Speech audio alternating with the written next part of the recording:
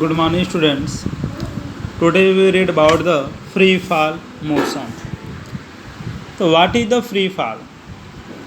If an object drops from a height freely, then it fell down on the earth under the gravity. तो this motion is known as the free fall motion. कोई object है किसी height से simply ऐसे drop कर दिए तो वह अर्थ पे गिरेगा अंडर द ग्रेविटी, तो ये कहलाता है फ्री फॉल मोशन. क्या कहलाएगा? फ्री फॉल मोशन कहलाएगा. तो फ्री फॉल मोशन का मतलब ये कि कोई भी ऑब्जेक्ट को जेंटली क्या ऐसे ड्रॉप करना है, उस पर तो फेंकेंगे नहीं, पर फेंकेंगे तब वो फ्री फॉल नहीं होगा, बल्कि क्या उसकी वजह से छोड़ देंगे तब नीचे मोशन करते हुए आएगा, तो वो कहलाएगा फ्री फॉल मोशन. जैसे बहुत सारे एग्जांपल है. मान लो कोई भी पेड़ है, पेड़ से कोई फ्रूट है, फल है, वह टूट के अपने से नीचे क्या गिर रहा है, तो जब टूट के वो गिरेगा तो कैसा एग्जांपल है? फ्री फॉल का एग्जांपल है. यदि कोई भी ऑब्जेक्ट को जब किसी भी हाइट से जेंटली ड्रॉप कर देते हैं तो वह कहलाता है free fall motion. Free fall motion. ठीक. तो इसमें और भी इसके कई सारे नियम में आगे प्रूफ किया जाएगा. यदि कोई भी ऑब्जेक्ट हमारा किसी भी हाइट से गिराते हैं, मान लो एक इतने हाइट से गिरा लिए, दूसरा भी ऑब्जेक्ट इतने हाइट से गिराते हैं, ये दोनों ऑब्जेक्ट का मास अलग अलग है. एक बहुत हल्का, एक बहुत भारी है. दोनों को सेम हाइट से गिरा रहे हैं, तो चाहे भले ही बॉडी कोई हल्की हो या भारी हो, लेकिन जब सेम हाइट से गिराएंगे तो वह अर्थ सरफेस पे दोनों क्या होंगे? सेम टाइम पे ही रीच करेंगे, पहुँचेंगे. ठीक. नहीं, कोई बॉडी है, बॉडी को यदि सेम हाइट से गिराते हैं, भले ही बॉडी का मास डिफरेंट है, फिर भी यदि सेम हाइट से गिराएंगे तो बॉडी अर्थ सरफेस पे क्या होती है? सेम टाइम पे ही पहुंचती है. लेकिन ये यहाँ पे एक चीज़, एक फैक्टर है. कभी कुछ लोग सोच रहे हैं कि अरे सर एक पेपर का टुकड़ा ले लें और एक स्टोन ले लें, पेपर को गिराएंगे, स्टोन को गिराएंगे तो स्टोन पहले चला जाएगा, पेपर तो हवा में उड़ते रह जाएगा. हाँ, तो ये बात भी सही है तुम्हारी, लेकिन मतलब ये है कि जो हम लोग ये ला बता रहे हैं कि यदि कोई भी ऑब्जेक्ट है, डिफरेंट मॉसेस हैं, इसको सेम हाइट से गिराएंगे तो सेम टाइम में ही अर्थ सरफेस पहुँचेगा. तो वो दिया गया है in the absence of resistance. वो तब क्या गया? जब वहाँ पे कोई एयर का रेजिस्टेंस न हो.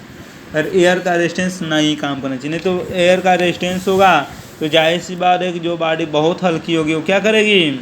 वो फ्लाई है, उड़ती रह जाएगी रास्ते में, तो उसके लिए टाइम अधिक लगेगा. ठीक.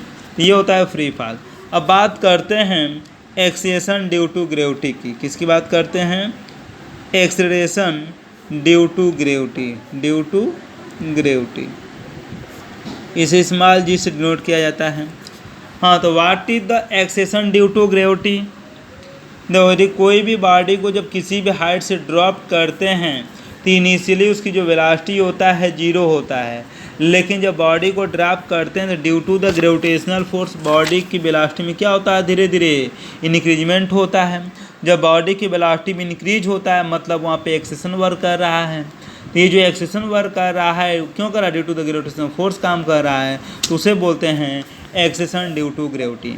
When an object drops from a height then its velocity increases, then the acceleration produced in the body due to the gravitational force is called the acceleration due to gravity. क्या कहलाएगा? acceleration due to gravity कहलाएगा. Definition याद हो गई?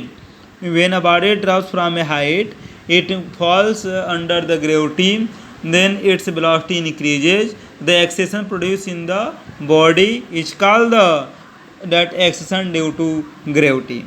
acceleration due to gravity का symbol होता है small जी. इसका जो यूनिट होता हो जाएगा मीटर पर सेकेंड स्क्वायर, क्योंकि जब एक्सेलेरेशन है तो मीटर पर सेकेंड स्क्वायर हो जाएगा. ये एक होगा वेक्टर क्वांटिटी. कैसा क्वांटिटी होगा? वेक्टर क्वांटिटी हो जाएगा. ठीक. इन टर्म हो गए. अब ये जो जी की वैल्यू है, स्मॉल जी की जो वैल्यू होता है वह प्लेस टू प्लेस चेंज होता है. प्लेस टू प्लेस क्या होता है? चेंज होता है. जो स्मॉल जी की वैल्यू है, यदि अर्थ पे बात करें, अर्थ के सरफेस पे ही, तो अर्थ पे भी वो प्लेस टू प्लेस चेंज होता है.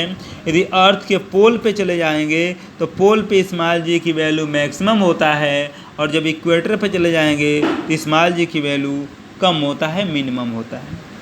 यदि हम लोग अर्थ सरफेस से ऊपर की तरफ जाते हैं यदि अर्थ सरफेस से ऊंचाई पे जाएंगे तो वहाँ पे भी स्मॉल जी की जो वैल्यू होती है वह डिक्रीज करती है। क्या करती है? घटती जाएगी।